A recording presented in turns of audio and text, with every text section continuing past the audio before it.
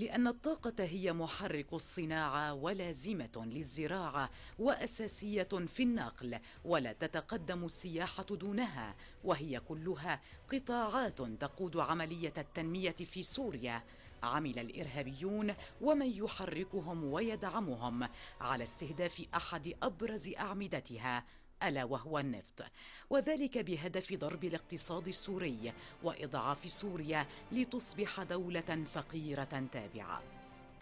28/12/2012 حقل القهارة النفط الموجود في بادية ريف دير الزور. فتم تفجير أنابيب النفط وإحراق الآبار وسرقتها، حتى بات قطاع النفط من أكثر القطاعات التي تضررت بفعل الأعمال الإرهابية للمجموعات المسلحة. قطاع النفط يقوم بإنتاج النفط الخام والمشتقات التي تحتاجها البلاد لتأمين حاجة المواطن وتأمين الصناعة والطاقة. لقد انخفض الإنتاج اليومي من النفط السوري من نحو 380 ألف برميل يوميا إلى نحو 70 ألف برميل، مما تسبب بتراجع التصدير وبالتالي العوائد المالية. وحسب تقرير صادر عن مجلس الوزراء السوري في آب من عام 2012، فإن صادرات سوريا من النفط تراجعت إلى الصفر، كما انخفض إنتاج الغاز من 831.09 مليون متر مكعب إلى 818.9 مليون متر مكعب. كما كانت هناك خسائر غير مباشرة ناجمة عن توقف مصانع وورشات حرفية أو تراجع إنتاجها بسبب عدم توفر المحروقات، حيث كان الإرهابيون يستهدفون خطوط النقل والصهاريج التي كانت تحمل ما تحتاجه هذه المصانع والورشات منها. توقف الإنتاج بشكل شامل في حقول النفط أدى إلى قيام الدولة باستيراد الخام من الخارج من أجل تشغيل المصافي وتأمين المشتقات البترولية. اثارت الاعتداءات على الشركة السورية للنفط، حيث تم الاعتداء على معظم المناطق العاملة فيها، مما أدى إلى توقيف الحفارات التي كانت تعمل فيها الشركة السورية للنفط. صحيح أن كمية النفط السوري ليست كبيرة لدرجة يسيل معها لعاب الشركات الغربية ويدفعها لوضع الخطط للتدخل وتقاسم الحصص على غرار ما حصل في العراق، لكنه يشكل بالمقابل أحد أبرز أعمدة الاقتصاد السوري لفترة طويلة، وهو ما دفع الاتحاد الأوروبي لفرض عقوبات على شراء النفط. كما قامت بعض الدول بتوجيه المسلحين نحو تخريب الحقول النفطية أو حرقها أو السيطرة على ما أمكن منها، بهدف إضعاف الاقتصاد السوري من خلال إضعاف قدرة الدولة على تنفيذ مشاريعها. لقد فرضت الدول الأوروبية عقوبات طالت قطاع النفط تسببت بخسائر تجاوزت $2 خلال عامين من الأزمة، وهي بالتأكيد عقوبات تلحق الضرر بالشعب السوري من خلال حرمان الدولة من توظيف سوريا لمواردها في مشاريع تنموية وخدمية تنعكس إيجاباً على المواطن في مختلف القطاعات ومن مختلف الشرائح الاجتماعية. قدرت الأضرار التي لحقت بالمنشآت النفطية حتى شهر شباط من عام 2013 بنحو 73 مليار ليرة سورية.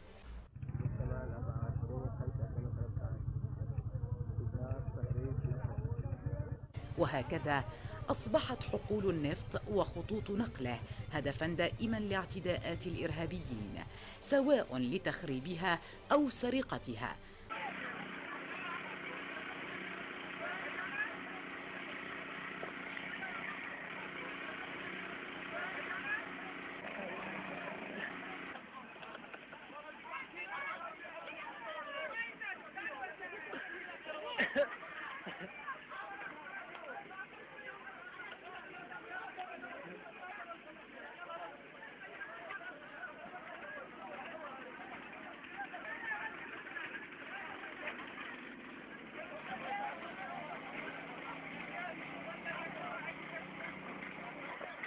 وقد نشأت عصابات مختصة بالسرقة والتهريب بعد أن نجح مسلحون في السيطرة على بعض المواقع النفطية وخاصة في ريف دير الزور، بحيث يتم فتح الآبار أو تفجير الأنابيب بهدف إحداث ثقوب فيها تتيح سحب النفط وتعبئته بصهاريج ثم تهريبه إلى تركيا التي تستقبل هذه الصهاريج والمهربين دون أي تعقيدات.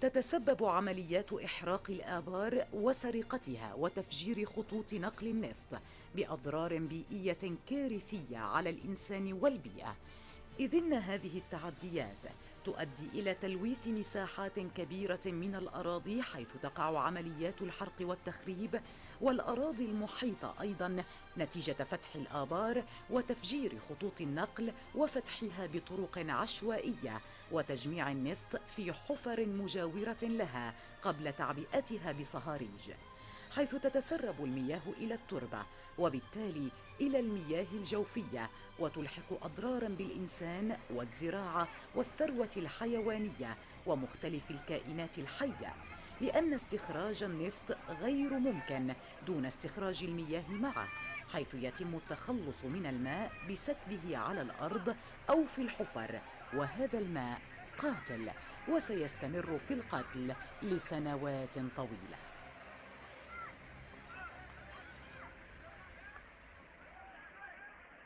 28/12/2012 حقل القهار النفطي أثناء حرقه من قبل العصابات واللصوص بعد الاستيلاء عليه قاموا بحرقه بسبب الاختلاف عليه والمشاجرة بينهم. عمليا انتقال هذه الملوثات إلى التربة الزراعية وإلى الكائنات الحية المحيطة فعمليا بيؤدي إلى خلل بالنظام البيئي الموجود عمليا بنتيجة التسرب النفطي.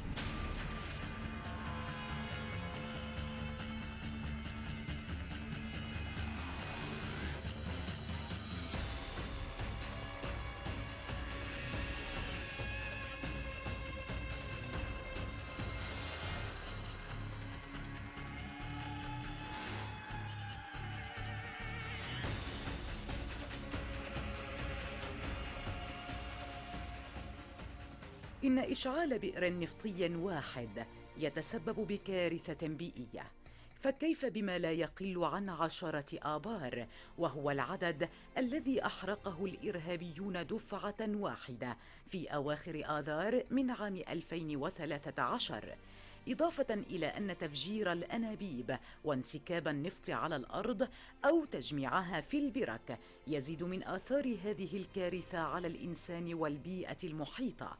وحسب بحث لهيئة الطاقة الذرية السورية، فإن مستوى الإشعاعات والمواد السامة المنبعثة من بعض الآبار تتجاوز الحد المقبول عالمياً بمئات الأضعاف. كما أكدت وكالة حماية البيئة الأمريكية أن الأضرار الصحية والبيئية الناجمة عن مثل هذه التعديات مؤكدة، وهي لا تصيب المتعاملين بالنفط أو من يكون قرب مواقع استخراجه، بل يمكن أن تنقل هذه الإشعاعات لعشرات الكيلومترات من خلال الهواء. أكثر الأمراض شيوعاً بنتيجتها هو سرطان الرئة نتيجة استنشاق مادة الرادون المشع، وحتى سارقو الأنابيب والمضخات والمتعاملون بها معرضون لاستنشاق هذه المادة، ويحمل الجميع هذه الإشعاعات إلى منازلهم ومن يلتقون بهم. عمليا الضرر البيئي الناتج عن حرق الوقود وحرق آبار النفط يمكن أن يشمل مساحات كبيرة وتغطي حتى مناطق شاسعة وتنتقل بطرق مختلفة عبر الوسط البيئي. تبذل الحكومة السورية جهوداً كبيرة للتخفيف من الآثار الاقتصادية والبيئية والصحية التي تسببت بها المجموعات الإرهابية أو العقوبات المفروضة، ووضعت العديد من البرامج لهذه الغاية، كما سعت لتوفير المشتقات النفطية للمواطنين وللقطاعات التي تحتاجها. وبالنتيجة والمحصلة النهائية فإن المواطن السوري هو المتضرر من العقوبات على قطاع النفط أو التأثير على إنتاجه وتصديره. مع ذلك يصر على الصمود ومواجهة المؤامرة، وسيحبط الأهداف التي يرمي إليها قادة التآمر وأدوات المؤامرة.